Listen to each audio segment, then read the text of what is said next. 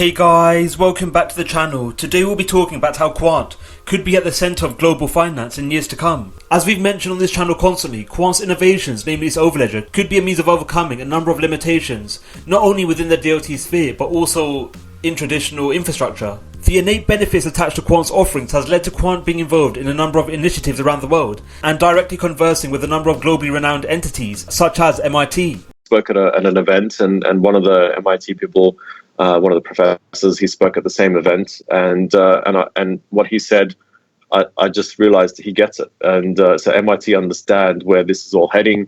They've got that foundational core internet technology background to be able to do this. And I'm talking about BGP and routing protocols and stuff that powers the internet of today.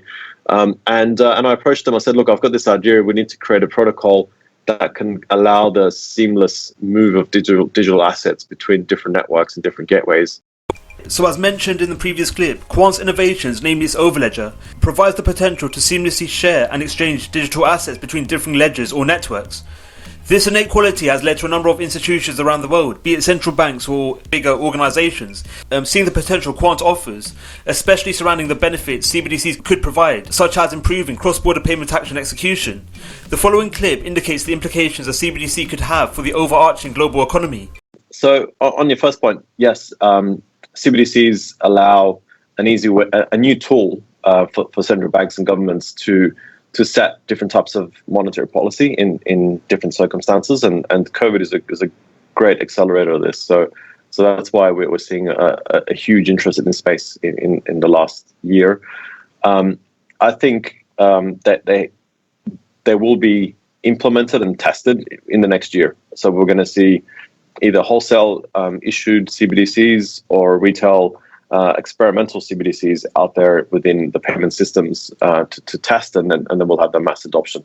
So Quant's conversations with the likes of MIT, especially surrounding CBDC developments, coincides with the fintech company in Quant and MIT co-authoring a paper indicating the implications surrounding CBDCs, whereby the paper was titled Implementing a CBDC, the Challenges and a Solution, whereby the paper detailed the number of benefits and negative implications surrounding the utility of a CBDC around the world and within a nation. So within the paper, both Quant and MIT outlined a number of limitations CBDCs could provide based on current technological innovations, whereby due to DLTs which will underpin CBDCs being innately inoperable, there will be a limited ability for datasets on specific ledgers being actively exchanged, thus leading to restrictions in interoperability. However, the paper outlined how through Quant's innovations, namely its MLT stablecoin and overledger, the lack of interoperability innately linked to DLTs could be overcome.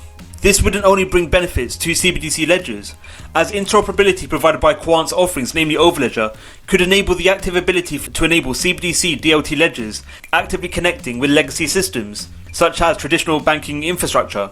So MIT's venture into CBDC developments hasn't been limited to publications, whereby MIT and the Boston branch of the Federal Reserve have come together in developing a hypothetical CBDC for the US, whereby the Project Hamilton initiative sees the development of a US hypothetical CBDC.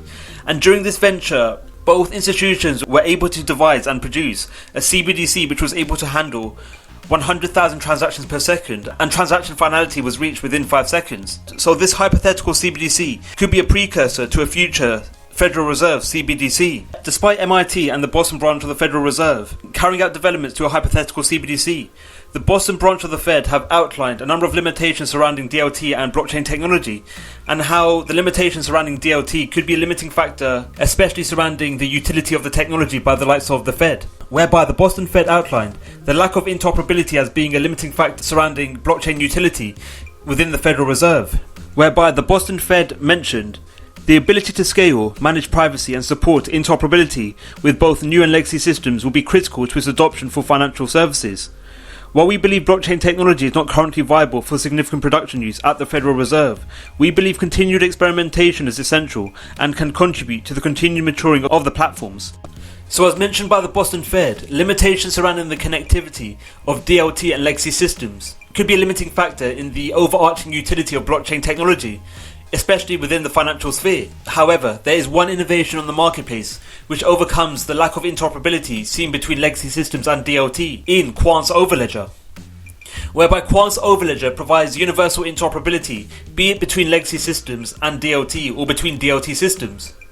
This means that legacy systems can be directly plugged and incorporated into overledger's offering, as well as DLT networks. This means that datasets specific on legacy systems can be actively shared and exchanged to a DLT platform via overledger. So datasets in this instance could be monetary value or other things such as KYC or AML. So the seamlessness and the interoperability provided by Quant will bring traditional finance and DLT together, and thus providing the potential for CBDCs to be directly incorporated into the financial system. What are your thoughts on Quant? Is Quant the best option for CBDCs? Let us know your views in the comments below. Thank you for watching the video. We hope you enjoyed it. Don't forget to like, subscribe and click on the notification bell. Let us know your views in the comments below. Thank you for watching, and we'll see you in the next video.